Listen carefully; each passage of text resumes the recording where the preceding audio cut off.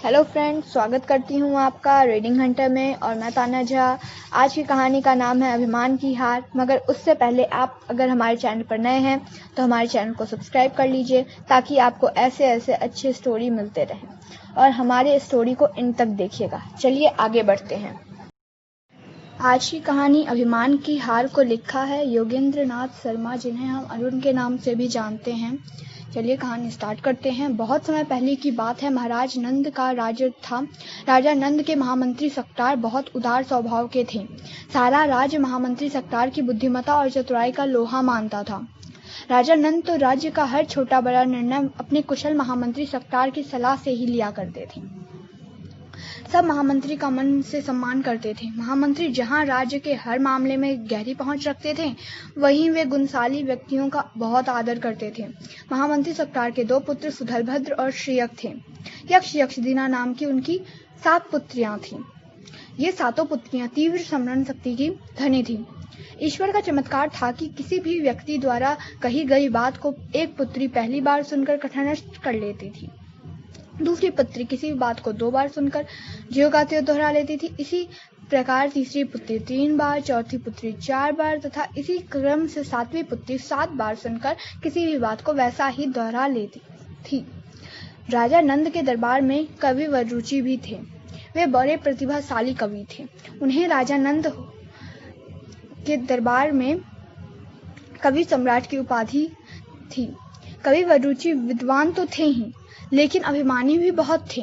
अपने कवित्व के घमंड से वे छोटे कवियों को जब चाहे अपमानित कर देते थे। लेकिन राजा नंद के कृपा पात्र होने के कारण उन्हें कोई कुछ नहीं कहता था। सच्चाई यह थी कि महामंत्री सक्तार ही कवि वरुचि की प्रतिभा देखकर दरबार में लाए थे। सक्तार वह दिन नहीं भूलते जिस दिन वरुचि ने महामंत्री के कहने पर राजा नंद के दरबार में पहुंचकर अपने बनाए 108 श्लोक सुनाए थे। महामंत्री सक्तार के सहज गुणग्राहक होने के कारण कवि वरुचि की भूरी भूरी प्रशंसा भरे दरबार में कर दी। राजा नंद तो महामंत्री पर अटूट विश्वास रखते थे।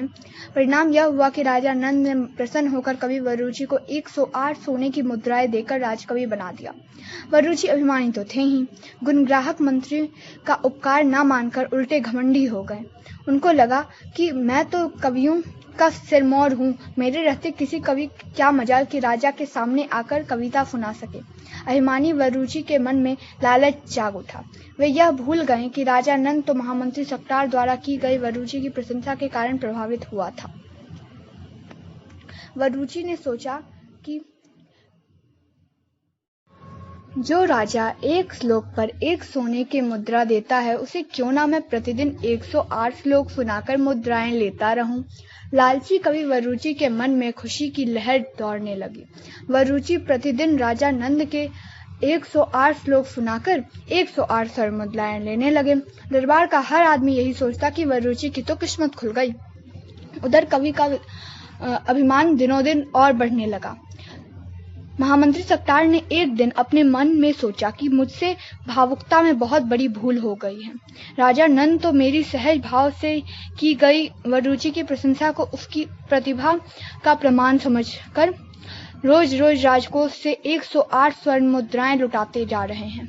सक्तार ने विचार किया कि राजकोष पर तो प्रजा का अधिकार होता है, राजकोष पर ही तो राजा का भविष्य टिका हुआ है। मुसीबत यही थी कि अब किस मुंह से राजा नंद को महामंत्री बताएं कि कवि वरुचि बहुत अभिमानी और लालची है। महामंत्री कई दिन तक सोचते रहे। अनायास उन्हें एक उपाय सूझ गया। वे राजा नंद के राजमहल में पहुंचकर आदर पूर्वक बोले, महाराज, आपकी उदारता का पूरे राज्य में डंका बज रहा है। मैं बहुत प्रसन्न हूँ। लेकिन महामंत्री बीच में ही रुक गए। लेकिन क्या महामंत्री सक्तार, आप रुक क्यों गए? राजा नंद ने उत्साह पूर्वक महामंत्री से पूछा। क्षमा करें महाराज, कवि सम्राट वरुचि को प्रतिदिन आप जो 108 स्वर्ण मुद्राएं देते हैं, क्या वह उचित है? महामंत्री ने कहा। तो राजा नंद बोल पड़े, वाह महामंत्री सक्तार, स्वयं ही तो आपने वरुचि की प्रशंसा की थी। हमें स्वयं देना होता तो हम उसे पहले ही दे देते। केवल आपके कारण हम उसका सम्मान करते हैं। मैं धन्य हूँ महाराज, आपने मेरी प्रशंसा का मान रखा। लेकिन महाराज, अब कवि वरुचि आपको पुराने श्लोक सुनाते हैं, महामंत्री ने राजा नंद को बताया। राजा नंद बोले, यदि ऐसा है तो आप कल दरबार में सबके सामने प्रमाण दे दें, तब हम अपना निर्णय बदल देंगे। अगले दिन महामंत्री राज दरबार में अपनी 7 पुत्रियों को ले गए। कोई भी महामंत्री की योजना नहीं जान सका। राजा नंद दरबार में पहुंचे। कवि सम्राट वरुचि राजा को रोज की तरह अपने श्लोक सुनाने लगे। जैसी आदत थी कवि वरुचि की, उसी के अनुसार श्लोक सुनाकर अभिमान में भरकर उन्होंने विजय की तरह महामंत्री सक्टार की ओर देखा। महामंत्री खड़े हुए और हाथ जोड़कर बोले, महाराज की जय हो। आज कवि सम्राट ने जो श्लोक सुनाए हैं वे तो कई बार सुने हुए पुराने श्लोक हैं। कौन मूर्ख कहता है कि ये पुराने श्लोक हैं? मैं भरे दरबार में महामंत्री सक्टार को चुनौती देता हूँ कि वे अपने कथन का प्रमाण दे, अन्यथा महाराज उन्हें दंडित करे। बेहद गुस्से में तिलमिलाते अभिमानी वरुचि ने चुनौती दे दी। पूरे दरबार में सन्नाटा छा गया। मंत्री ने खड़े होकर अपनी पहली पुत्री को संकेत किया, क्या तुमने ये पहले सुने हैं? पुत्री, जी हाँ पिताश्री, अभी जो श्लोक कविवर ने सुनाए हैं वे तो मैंने सुन रखे हैं। यह कहकर पुत्री ने श्लोक दोहरा दिए। तब महामंत्री ने दूसरी पुत्री से भी सवाल पूछा, पुत्री, क्या तुमने कवि श्रेष्ठ वरुचि द्वारा सुनाए गए श्लोकों को पहले सुना है? दूसरी पुत्री ने भी जी हाँ पिताश्री कहकर श्लोक दोहरा दिए। महामंत्री सक्टार ने क्रम से तीसरी, चौथी, पांचवी, छठी और सातवीं पुत्री को बुलाकर भरे दरबार में जब वरुचि के श्लोक जो के त्यों दोहरा दिए तो राजा नंद कवि सम्राट वरुचि पर क्रोध हुए। राजा ने वरुचि को स्वर्ण मुद्राएं देनी बंद कर दी।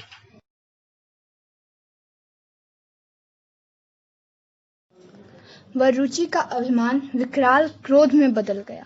अपने ऊपर उपकार करने वाले महामंत्री का उपकार मानने के स्थान पर वरुचि ने मन ही मन राजा नंद और महामंत्री सक्टार को मजा चखाने का निश्चय कर लिया। अभिमान आदमी की बुद्धि खराब कर देता है। वरुचि का सारा ध्यान इस तरह लग गया कि कैसे जनमानस पर अपना प्रभाव डालकर राजा नंद और महामंत्री सक्टार को नीचा दिखाया जाए। कवि वरुचि ने आखिर एक योजना बना ही डाली। प्रातः काल वरुचि गंगा में स्नान करने गया और उसने वहां आए प्रजाजनों को सुनाकर ऊंचे स्वर में गंगा के बीच में कमर डाल तक पानी में खड़े होकर गंगा स्तुति में के श्लोक गाना आरंभ कर दिया। धीरे धीरे गंगा स्नान के लिए आए प्रजाजनों की अच्छी खासी भीड़ इकट्ठी हो गई। वरुचि जोर जोर से गंगा की स्तुति करने लगा। तभी किनारे खड़ी भीड़ ने विचित्र नजारा देखा। स्तुति समाप्त होते ही गंगा के जल में से निकल कर एक हाथ ऊपर आया। प्रजाजनों ने देखा कि उस हाथ में 108 स्वर्ण मुद्राएं रखी हुई हैं। वरुचि ने ऊंचे स्वर में गंगा की जय बोलते हुए वे सारी स्वर्ण मुद्राएं उठा ली। लोगों ने देखा कि स्वर्ण मुद्राएं उठाते ही गंगा के जल में से ऊपर उठा हाथ फिर से गंगा के भीतर चला गया। किनारे खड़े लोगों को यह दृश्य देखकर बहुत अधिक आश्चर्य हुआ। तभी वरुचि ने लोगों को संबोधित करते हुए ऊंचे स्वर में कहना शुरू किया, देखिए देखिए वृद्ध पुरुषों, राजा नंद भले ही मेरी प्रतिभा से प्रसन्न नहीं है, लेकिन गंगा मैया तो मेरी भक्ति से बहुत प्रसन्न है। देखिए, गंगा मैया ने आप सभी के सामने प्रसन्न होकर मुझे ये सारी स्वर्ण मुद्राएं स्वयं ही दे दी। लोगों ने गंगा मैया की जय और गंगा मैया के भक्त कवि वरुचि की जय कहकर अपनी खुशी प्रकट की। उस भीड़ में चालाकी से वरुचि ने अपने ही कुछ आदमियों को शामिल कर दिया था। उन्होंने कुछ प्रजाजनों को उकसाया, भाइयों, महामंत्री कवि सम्राट वरुचि से जलते हैं। चलिए अब हम सब महाराज नंद को कवि वरुचि की इस चमत्कार की खबर बताते। वरुचि के आदमी अन्य नगर निवासियों के साथ महाराज नंद के पास पहुंचे। सबने बढ़ा चढ़ाकर वरुचि की द्वारा स्तुति करने पर स्वयं गंगा मैया द्वारा स्वर्ण मुद्राएं आशीर्वाद के रूप में देने की घटना राजा नंद को बता दी। राजा नंद आश्चर्य में डूब गए। उन्होंने तुरंत दूत को भेजकर महामंत्री सक्टार को बुलाया। सारी बात बताकर राजा नंद ने महामंत्री के साथ अगले दिन प्रातः स्वयं गंगा के किनारे जाकर वरुचि की गंगा भक्ति का चमत्कार देखने की इच्छा प्रकट की। महामंत्री ने तुरंत अपनी सहमति दे दी। महामंत्री सकटार घर लौटे और सोचने लगे। शाम होते ही महामंत्री सकटार ने अपने 4 विश्वस्त गुप्तचरों को सारी बात का रहस्य जानने का निर्देश दिया। गुप्तचर चुपचाप गंगा के किनारे खड़े हुए विशाल वृक्ष पर बैठ गए। वे उस स्थान पर नजर गड़ाए हुए बैठे थे जहां जल में खड़े होकर वरुचि ने गंगा की स्तुति दी थी। आधी रात होने को आई। सब तरफ गहरा सन्नाटा था। गुप्तचरों ने सहसा देखा कि कवि वरुचि चोरों की तरह गंगा तट पर आया। कमर तक जल में जाकर उसने गंगा के जल में कोई वस्तु रख दी। फिर बाहर आकर चारों तरफ बड़े ध्यान से देखा और चुपचाप लौट गया। अब महामंत्री के गुप्तचर पैर से उतरे। गंगा जल में हाथ डालकर देखा तो वहां से एक यंत्र उन्हें मिल गया। उसी यंत्र में एक हाथ बना हुआ था जिसमें वरुचि खुद ही 108 मुद्राएं रख लौट गया था। गुप्तचरों ने सारी मुद्राएं उठा ली और यंत्र में उसी तरह गंगाजल में रख दिया और लौट आए। महामंत्री को गुप्तचरों ने वरुचि की सारी चालाकी बताई और उसके द्वारा रखी गई स्वर्ण मुद्राएं दे दी। महामंत्री सकटार उसके बाद निश्चिंत होकर अपने शयन कक्ष में सोने चला गया। प्रातः काल सेवक ने महामंत्री को बताया कि राजा नंद ने सकटार को राजमहल में बुलाया है। महामंत्री सकटार प्रसन्न मन से महाराज नंद के राजमहल में पहुंच गए। राजा नंद महामंत्री के साथ गंगा तट पहुंचे। राजा नंद के हाथ महामंत्री सकटार और हजारों प्रजाजनों की भीड़ गंगा तट पर जमा हो गई। कवि वरुचि भीड़ को देखकर बहुत प्रसन्न हुए। मन ही मन वरुचि सोच रहे थे कि आज सबके सामने राजा नंद मेरे श्लोकों का चमत्कार देखकर अवश्य प्रभावित होंगे। महामंत्री सकटार चुप थे। मुस्कान उनके मुख पर थी। बहुत ही भक्ति भाव से वरुचि ऊंचे स्वर में गंगा की स्तुति के श्लोक कमर तक जल में खड़े होकर पढ़ रहे थे। तट पर उनके लोग वरुचि की जय का उद्घोष कर रहे थे। वरुचि की गंगा स्तुति पूरी हो गई। गंगा तट पर खड़ा जन समूह सांस रोके हुए जल के भीतर से गंगा मैया के हाथ निकलने का दृश्य देखने को उत्सुक था। वरुचि ने पैर से यंत्र का खटका दबा दिया। गंगा जल में से हाथ तो बाहर आया, लेकिन उस हाथ में स्वर्ण मुद्राएं तो थी ही नहीं। गंगा तट पर खड़े भीड़ में हलचल मच गई। परेशान से वरुचि ने फिर से खटका दबाया। फिर से हाथ बाहर आया, लेकिन फिर से खाली ही था। वरुचि लज्जा से सिर झुकाए खड़ा सोच रहा था। उसी समय महामंत्री सकटार उठकर वरुचि के पास आकर बोले, लीजिए कविवर, ये लीजिए अपनी वे 108 स्वर्ण मुद्राएं जो गंगा माता आपको रोज देती हैं। आज गंगा मैया नहीं देंगी, इसलिए मुझसे ग्रहण कीजिए। महामंत्री ने राजा नंद को सारी बात बताई। फिर वरुचि से बोले, अभिमान ही आपके अपमान का कारण है। कवि वरुचि संसार की आंखों में कुछ दिन तक भले ही कोई धूल झोंक ले, किंतु सदा ही धोखा नहीं दिया जा सकता। वरुचि लज्जित हुआ।